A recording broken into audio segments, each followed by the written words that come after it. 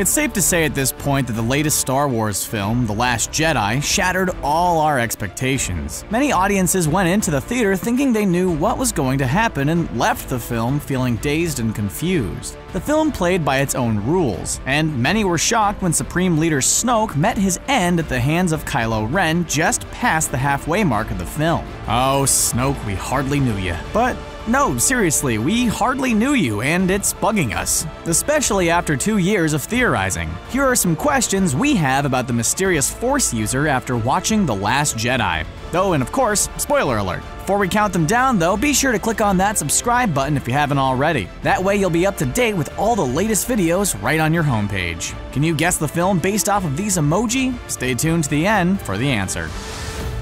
There's been an awakening. Have you felt it? Yes. Where did he come from?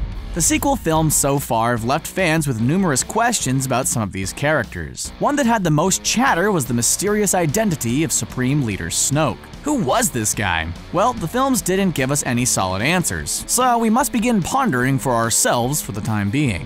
To start, where did Snoke come from? Thanks to the novelization of The Force Awakens, we know that Snoke was at least alive during the events of the original trilogy, as he witnessed the rise and fall of the Empire. Whether this was a first-hand account of events or second-hand remains to be seen, however. Was Snoke an Imperial lackey working on one of the Star Destroyers, or a humble being who lived under Imperial occupation? We're inclined to believe that he was at least present and actively involved in the Empire, as it's stated in the novelization of The Force Awakens that Snoke blamed Vader's compassion for the fall of the Empire. He knew that Luke was the son of Vader, information that wasn't exactly public to the masses. So if he was around during the days of the Empire and knew this, we're inclined to think he was either part of Palpatine's inner circle or he was communicating with the Emperor across the stars. Did you ever hear the tragedy of Darth Plagueis the Wise? He had such a knowledge of the dark side, he could even keep the ones he cared about from dying. Did he know the Emperor? If we were to answer that question with one word, we'd be inclined to say yes. Did they know each other in the sense that they went out for dark side drinks after hours? Likely not. While we have no proof to say otherwise, we're inclined to believe that Snoke and the Emperor never actually met face to face, but were very aware of one another. The Last Jedi showed us that Snoke can manipulate connections across the Force. There's no reason to believe now that he couldn't put himself into one of those connections. In the Aftermath novels written by Chuck Wendig, we learned that the Emperor himself began feeling a dark side presence from the unknown regions of space, the part of the galaxy where Starkiller Base came from and where the First Order was born. It's very likely that the dark side user, whoever he may be, is from this neck of the woods and was in communication with the Emperor. After all, the First Order is modeled after the fallen Empire, with its continued use of TIE fighters, stormtroopers, and walkers. So obviously, Snoke and his fellow commanders were fans of what Palpatine was doing. It would be interesting to see what exactly happened over the 30-odd years after the second Death Star blew up. Look how old you've become. Something far worse has happened to you. You know what I've come for. I know where you come from. Before you called yourself Kylo Ren. How does he know Ben Solo? So it's been established in both The Force Awakens and The Last Jedi that Snoke had a hand in bringing Ben Solo to the dark side. Luke may have set the nail in the coffin, but the Supreme Leader is the one who began luring Ben down that path. Seeing as Ben Solo was with Luke at the Academy, he wasn't likely in contact with too many people, mainly his uncle and his peers. So who was Snoke that he could get close enough to Solo to influence the young Jedi learner? One option is that Snoke was present at the Academy and was perhaps a fellow teacher. This, however, seems unlikely. Thanks to The Last Jedi, we know that Snoke can send projections through the galaxy. We're willing to bet that Snoke was able to sense the conflict growing in young Ben Solo and began communication to him through the Force. This question is one of the more fascinating unknowns currently at play here because Snoke wasn't a mystery to anyone. Leia comments in The Force Awakens that she knows Snoke was the one responsible for Ben's fall to the dark side. We lost our son. Forever. No, it was Snoke. He seduced our son to the dark side, but we can still save him. So clearly the once Supreme Leader wasn't exactly hiding in the shadows. We'd love to learn exactly what Ben and Snoke's relationship was before the Academy was destroyed. We tracked their reconnaissance ship to the Elenium system. Good. Then we will crush them once and for all. Prepare. Prepare the weapon. What happened to his face? Another question about Snoke's appearance is just what in the name of the Sarlacc pit happened to Snoke's face? Aside from maybe getting chewed up by a Sarlacc pit, that is. There is clearly a history painted across the former Supreme Leader's face, and we're left wondering, for now at least, just what happened to him. One possibility is that Snoke's broken visage is a byproduct of Darkseid corruption. We've seen it before with the Sith in both canon and legends. The more one uses the dark side of the Force, the more ghastly in appearance the user becomes. Perhaps Snoke used the dark side so much that his body literally started falling apart. The result is the broken down man that sat on the throne in the Supremacy Star Destroyer. Another option, though, is that Snoke got into a very intense lightsaber and Force duel with an unknown adversary. The scar on top of his head looks like he could have been hit by a lightsaber or similar laser-bound weapon and lived to tell the tale. The burn marks on his cheek could simply be from fire, but it'd be much more interesting if they are the remnants of being hit by Force lightning. Could Snoke and the Emperor have dueled at one point? Even you, Master of the Knights of Ren, have never faced such a test.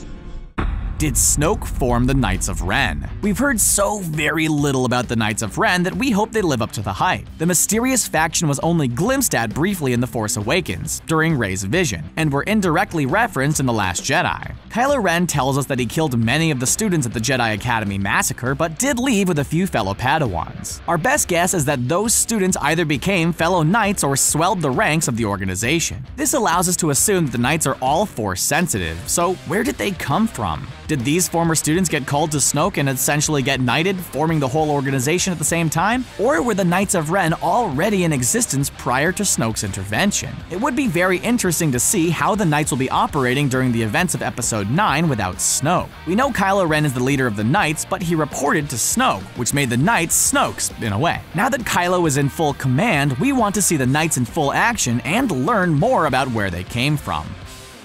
The First Order rose from the dark side. You did not. I'll show you the dark side.